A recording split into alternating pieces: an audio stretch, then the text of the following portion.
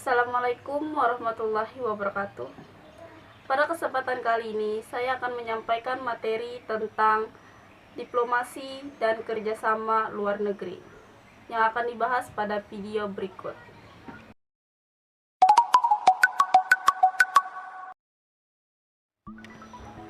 Perkenalkan, nama saya Tika Kartika Dewi dengan NPM 1820064778 dari lokal 6A non-reguler. Video ini dibuat untuk memenuhi tugas mata kuliah Perencanaan Pembangunan dari dosen Bapak Jumadi, SAP, MP. Diplomasi dan kerjasama luar negeri. Diplomasi merupakan suatu alat yang membawa kepentingan negara dalam level tertentu. Dari diplomasi tersebut, sebuah negara akan menghasilkan keputusan kerjasama antar negara untuk menyelesaikan konflik yang terjadi. Oleh sebab itu, perlu adanya penyelesaian agar negara-negara tersebut aman untuk ditinggali. Seperti yang dikatakan oleh Reja Bayu Octavian Arif SIP, bahwa tujuan dari diplomasi ini adalah untuk menciptakan world peace. Artinya, dapat menciptakan rasa aman dan sejahtera untuk masyarakat dunia. Untuk itu, perlu adanya kegiatan atau tempat yang bisa dijangkau oleh masyarakat luas untuk menyalurkan pendapatannya terkait dengan penyelesaian konflik di negara-negara yang berkonflik.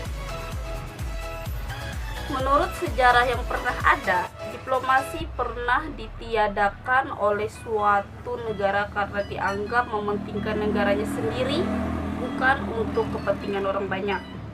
Pada Perang Dunia I, beberapa aktor yang terlibat gagal melakukan diplomasi sampai menimbulkan Perang Dunia II dan melibatkan banyak aktor yang lebih besar. Secara umum, diplomasi dapat dikatakan sebagai agensi Rom, artinya sebagai mesin atau alat penggerak yang dapat menghubungkan dan mengkomunikasikan antar negara-negara secara global. Sampai akhirnya muncullah sebuah wadah yang berperan untuk melakukan diplomasi, yaitu Perserikatan Bangsa-Bangsa atau yang disebut PBB, yang memiliki peran penting dalam melakukan sebuah diplomasi antar bangsa saat ini. Pada masa ini, memang diplomasi mengalami perluasan makna dan fungsi. Seiring dengan perkembangan zaman dan semakin meluasnya isu internasional, dari yang hanya dilakukan pihak tertentu dan hanya dilakukan antar negara, sekarang diplomasi juga merupakan hubungan antar masyarakat internasional dan aktor non-negara lainnya. Secara singkatnya, diplomasi merupakan praktik pelaksanaan hubungan antar negara melalui perwakilan resmi. Diplomasi dapat mencakup seluruh proses hubungan luar negeri, pembentukan kebijakan luar negeri, serta pelaksanaannya. Secara luas, tujuan diplomasi dibagi menjadi 4, yaitu yang pertama, tujuan ekonomi, kedua, tujuan budaya, ketiga, tujuan ideologi, keempat, tujuan politik. Yang pertama, tujuan ekonomi. Tujuan ekonomi merupakan pilihan utama dalam berdiplomasi.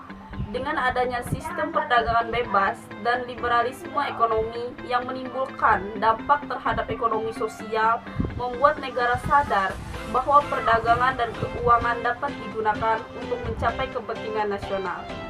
2. Tujuan budaya. Salah satu tujuan diplomasi dalam ranah budaya adalah dengan memberikan keagungan budaya suatu negara yang diharapkan dapat mempengaruhi pandangan masyarakat. Yang ketiga, tujuan ideologi. Ideologi merupakan hal yang penting karena kekuatan dan kemampuan untuk menggerakkan pikiran masyarakat. Yang keempat, tujuan politik. Inti dari tujuan politik adalah pengamanan kebebasan politik dan integritasnya, mencapai tujuan nasional secara damai dan mencegah negara lain bergabung untuk melawan suatu negara tertentu. Sasaran utama dari kegiatan diplomasi publik adalah penyebar luasan citra baik tentang bangsa dan negara kepada masyarakat, negara lain, dan masyarakat internasional.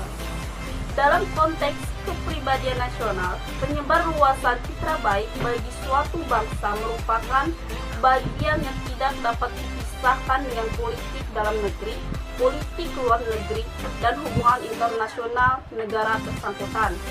Hal ini berkaitan pula dengan tingkat kesiapan dari aktor-aktor non-pemerintah dalam negara tersebut untuk menjalankan peran sebagai agent of diplomasi. Terdapat dua hal dalam menyikapi peran aktif diplomasi Indonesia. Yang pertama, Indonesia sebagai bangsa akan mampu menarik manfaat sekaligus menghindari kerugian apabila mampu mendekatkan faktor domestik dengan faktor internasional atau faktor intermestik. Suatu hal yang tidak mudah diwujudkan di negara yang dalam banyak hal yang sangat nasionalistik. Yang kedua, peran aktif diplomasi tidak hanya memproyeksikan kepentingan nasional atau diplomasi sebagai ujung tombak, tetapi juga harus mampu mengkomunikasikan perkembangan-perkembangan di dunia luar ke dalam negeri. Pemantapan politik luar negeri dan kerjasama internasional terus ditingkatkan dan dijaga konsistensinya, serta terus diarahkan dalam rangka memperjuangkan kepentingan nasional. Dalam proses tindak lanjut, tidak kecil tantangan yang akan dihadapi, terutama terhadap penyelenggaraan diplomasi Indonesia. Sejumlah langkah nyata untuk pemerintah mencermati bahwa diseminasi informasi mengenai keberhasilan pembangunan dan upaya perbaikan yang dilakukan di berbagai daerah di Indonesia secara konsisten dan berkesinambungan akan dapat membantu memperbaiki perspektif asing terhadap Indonesia dan citra Indonesia di luar negeri.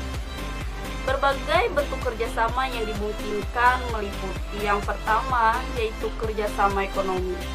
Di situ terdapat perdagangan, investasi, tenaga kerjaan, kedaulatan dan perikanan, ilmu pengetahuan dan teknologi, kehutanan, pertanian, pertambangan, kependudukan, pariwisata, lingkungan hidup, dan perhubungan. Yang kedua, kerjasama sosial budaya. Di situ terdapat pendidikan, kesehatan, kepemudaan, kewanitaan, olahraga, dan kesenian. Kementerian Luar Negeri Republik Indonesia merupakan kementerian yang mempunyai tugas untuk menyelenggarakan urusan pemerintahan di bidang hubungan luar negeri.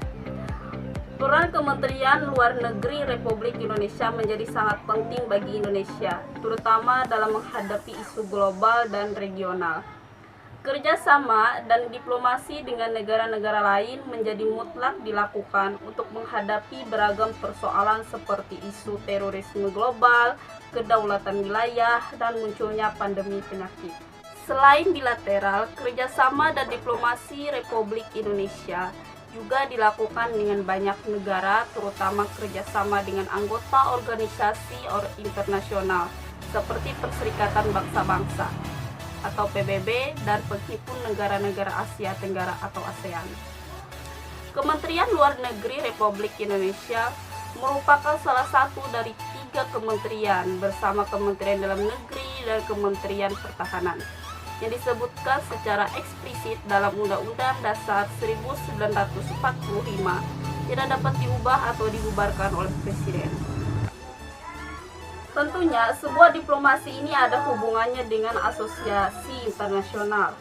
Karena ini sebuah wadah untuk mempertemukan antar negara untuk berdiplomasi dan berkomunikasi. Jika tidak ada asosiasi internasional, diplomasi tidak akan berjalan dengan lancar. Salah satu asosiasi internasional adalah PBB. Pembentukan yang pertama kali dibentuk oleh PBB adalah Dewan Keamanan PBB. Karena ketika itu isu yang sering muncul karena masih banyaknya negara berkonflik. Setelah itu muncullah organisasi-organisasi lain yang ada di PBB guna menyelamatkan dunia.